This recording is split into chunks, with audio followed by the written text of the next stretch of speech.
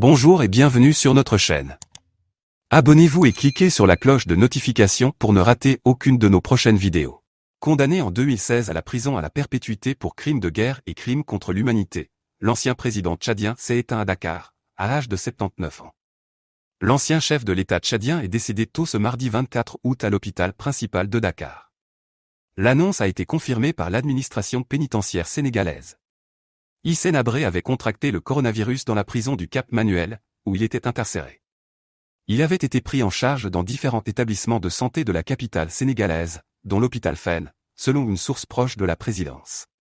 En exil depuis sa chute fin 1990, Hissène Habré avait été jugé pour crimes de guerre et crimes contre l'humanité et condamné à la prison à la perpétuité par les chambres extraordinaires africaines, CAE, en 2016, sentence confirmée en appel l'année suivante. Il avait alors commencé à purger sa peine à la prison de Cap Manuel. En avril 2020, il avait bénéficié d'une autorisation de sortie provisoire de 2 mois dans le contexte de la pandémie de coronavirus. Il avait alors rejoint son domicile dakarois, où il était en résidence surveillée. Une nouvelle demande avait été déposée par son entourage en avril dernier. Cette fois-ci, l'administration pénitentiaire avait refusé de lui accorder une remise en liberté provisoire, jugeant que les risques médicaux encourus ne le justifiaient pas.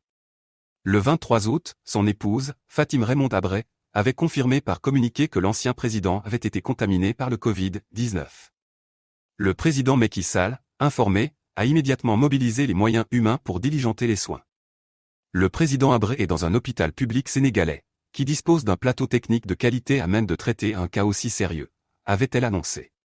Au pouvoir de 1982 à 1990, il avait été renversé par Idriss Déby Itno, lui-même décédé en avril dernier.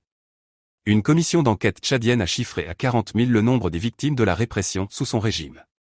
Réfugié au Sénégal, il y avait été arrêté en 2013 et inculpé par un tribunal spécial instauré en coopération avec l'Union africaine, UA.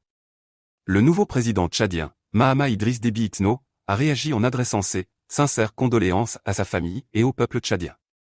Se disant attristé par la nouvelle et regrettant qu'Habré n'ait pas été vacciné contre le coronavirus, Reed Brody, l'ancien porte-parole de Human Rights Watch qui a, pendant des années, milité pour que l'ancien président soit jugé, ajoute qu'il restera dans l'histoire comme l'un des dictateurs les plus cruels. Un homme qui a massacré son propre peuple pour prendre le pouvoir et s'y maintenir, brûlé des villages entiers, envoyé des femmes servir d'esclaves sexuels pour son armée et construit des prisons secrètes pour infliger des tortures épouvantables à ses ennemis.